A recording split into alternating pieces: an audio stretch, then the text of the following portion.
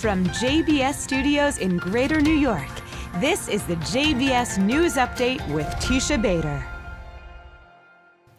I'm Teisha Bader with the JBS News Update for Wednesday, June the 21st, 2023. 4 Israelis were murdered yesterday in a terror attack in the West Bank, 4 others injured. The IDF said 2 terrorists opened fire adjacent to a gas station in the community of Eli, killing 21-year-old Harel Masoud, 17-year-old Elisha Antman, 64-year-old Ofer Feierman, and 17-year-old Nachman Mordov. One of the terrorists was shot dead at the scene by an armed Israeli civilian. The second, who fled, was located about 2 hours later and in an arrest attempt tried to escape and was shot and killed by Israeli security forces. Israeli Prime Minister Benjamin Netanyahu called the incident a shocking and abhorrent terrorist attack, sending his deepest condolences and saying, "I would like to remind all those who seek to harm us, all options are open. We will continue to fight terrorism with full force and we will defeat it." Funerals for the victims of the attack were held last night and today, hundreds attending to pay their respects. Groups of Israeli extremists rioted last night and also today in response to the terror attacks.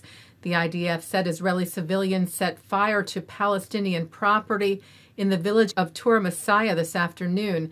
The security forces entered the village to put out the fires, prevent friction, and collect evidence, saying it condemns these serious incidents of violence and destruction of property. Events of this type, the IDF said, prevent the IDF and the security forces from focusing on their main mission, protecting the security of the citizens of the State of Israel and preventing terrorism.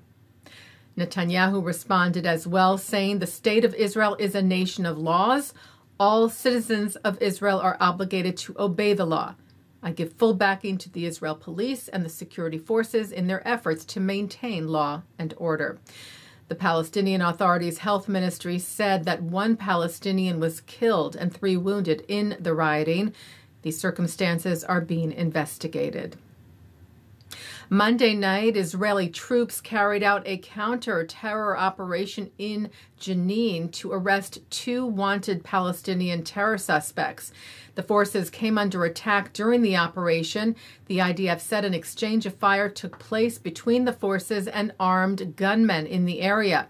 In addition, a large number of explosive devices were hurled at the Israeli forces.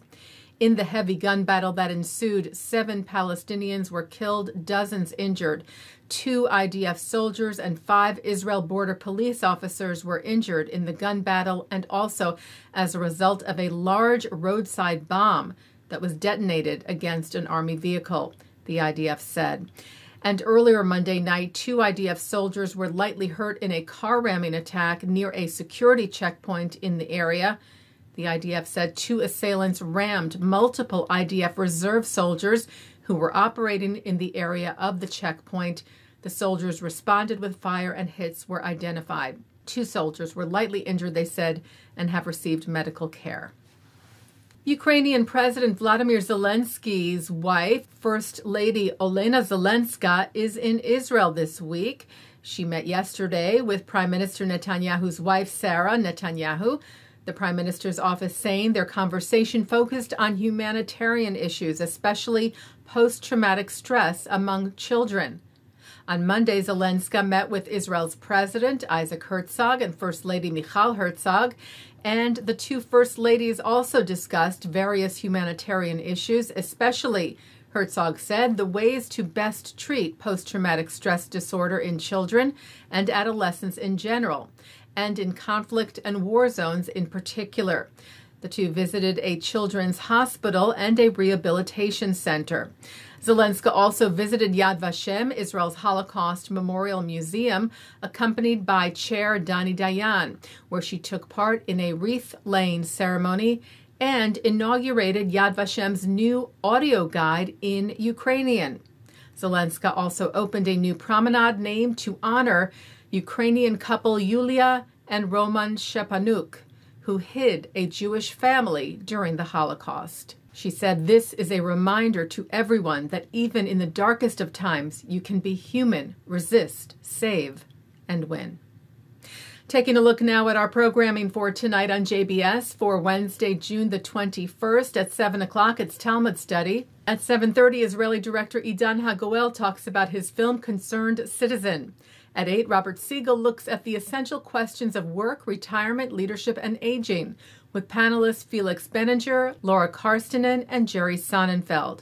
At 9, Joseph Telushkin is on L'chaim. At 10, Ron Lieber talks about parenting strategies. And coming up next, it's Thinking Out Loud. And that's the JBS News Update for Wednesday, June the 21st, 2023. I'm Teisha Bader. Stay healthy, stay well.